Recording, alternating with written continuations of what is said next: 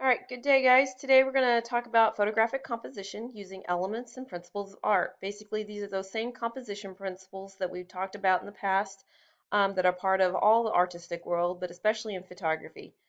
We are going to talk about the elements or the basic building blocks, which are lines, shapes and forms, space, value, texture, color, perspective. Okay, so lines. When we talk about lines, basically a line is a mark made by a moving point. Okay, it has a greater length and width. Okay, and it directs the eye. So horizontal lines, vertical lines, diagonal, curvy, zigzag. Basically, any kind of line that your mind turns into a line is a line. They can be actual obvious lines or the borders or edges of shapes. It just depends on how your mind processes it. Some examples of lines are basically all around us. In other words, whether we have a photograph of, um, something as boring as, power lines or the lines on the track, the lines on a zebra, which are definitely not straight. The lines that our mind creates, like the water that breaks up the landscape. Same thing with the land breaking up the landscape of the water, and then the distant line of the horizon. All of that is a line. Okay, your mind processes it as a line. Moving on to shapes and forms. Okay, shapes and forms are a contained area. Okay, it can be geometric or man-made. Squares, triangles, trapezoids, circles. Okay, whatever it is. Okay, or it can be organic or natural. In other words, we think of things like leaves, humans, puddles. If I say flower, you've got an idea in your mind. If I say, um, a lamp, you've got an idea of what that looks like. So just it's whatever you come up with in your anything that can be a shape. Shapes are two-dimensional and flat, whereas forms are three-dimensional. They have height, width, and depth, like a sphere. Okay. They are used to create a sense of space and substance. Some examples, in other words, the pyramid is a geometric shape, man-made geometric shape. Bridges versus the canyon and the rocks, that's also a shape. If I say the word apple or pear, you know what those shapes are? Clouds. If I say cloud, you've got an idea. They may make different shapes, but you've got an idea in your head of what a cloud looks like, or a skyscraper, or tall building.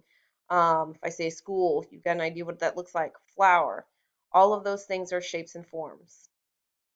Okay, space. Space is the area that is used or unused in a composition. We talk about space. We have positive space, which is the area the objects, the subjects take up, or we have negative space. It's the area around or under or through or between the positive space.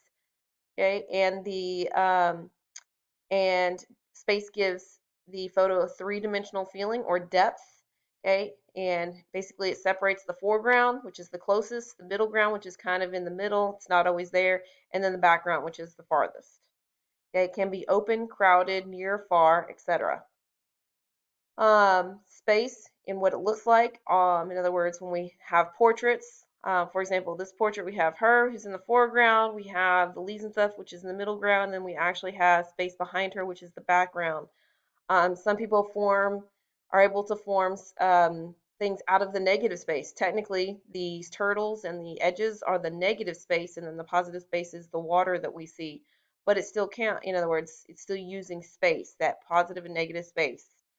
Um, in this one we have the water, which is the foreground, the mountains, which is the middle ground, and the sky, which is the background. And same thing with the Grand Canyon picture here. We have some rocks and stuff in the foreground. We have the river and the formations in the middle ground, and then we have the sky in the background. Okay, all space. Okay, when we talk about value, value has to do with black and white and all the grays in between. It goes dark to light. Okay, it can add drama or impact to your composition, and it can give you a sense of timelessness. In other words, anything in black and white, kind of, you never know when it was actually taken. You can train your eye to read colors black and white. It's just one of those things that if you've worked with it at all, then you can start to see it. These are just some examples. In other words, we have a tree. Normally we know what the color of the tree is and versus like the sky. You can almost imagine the colors in the sky. Or in this one where we can see the two girls playing in like the steam. Even this one, which is a student at the school, just posing for a picture. So the walls become those kind of gray tones instead of the colors that they normally are, and everything has a value to it instead of a warm or cold color. Even this bridge, okay, all the grays. It's all the grays in between. Even the butterfly, you can almost imagine the colors of the butterfly. When we talk about texture, texture is the surface quality. In other words, what something feels like. Um, in other words, if you can imagine what it feels like, soft, rough, smooth, lumpy, gooey, sharp, soft, all of those things um, are what make up texture. It's a sense of sight and sense of touch are both involved. Okay, in other words, you may not be able to touch the texture, but you can imagine what it feels like. It adds interest. So, for example, we have, waves and sand, so, which is kind of rough or gritty. Then we have the texture of like tree bark, which is, exactly what it sounds like, kind of probably rough. And then we've got the flower, which, has the petals, which are soft, and then the thorns, okay, which are not soft. We have the quality of water; you can almost feel it. And again, the flowers versus the tree bark. Okay, and again, the waves, how that you can almost feel going back and forth. When it comes to color, color is known in the artistic world as a hue. And basically, so when we talk about hue and saturation in Photoshop, that's what you're messing with, the color. Okay, you need light to see color. In other words, when you have very low light, you basically see a lot of things in the gray, so in the value, in the black and white. Colors come in primary, secondary, and intermediates. And the primary colors are blue, red, and yellow, and the secondaries are green, purple, and orange. And then the intermediates is everything in between those. You use color schemes to enhance and appeal or make impact.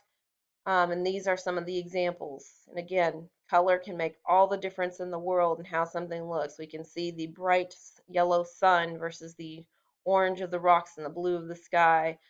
We can see the purple of her shirt versus the pink and green and her blue jeans against the maroon background.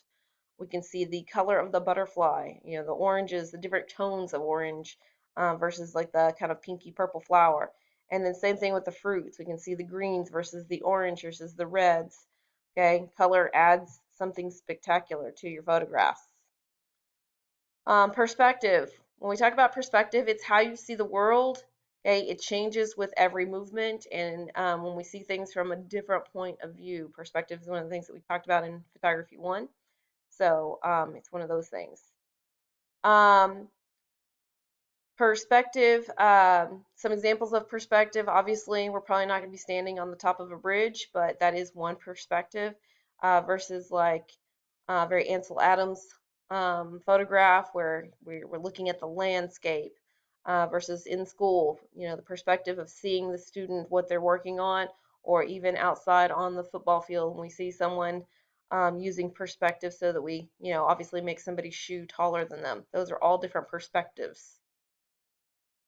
I'm going to stop there and pick this up in a second video so you're not having to watch the whole thing. So we'll stop there.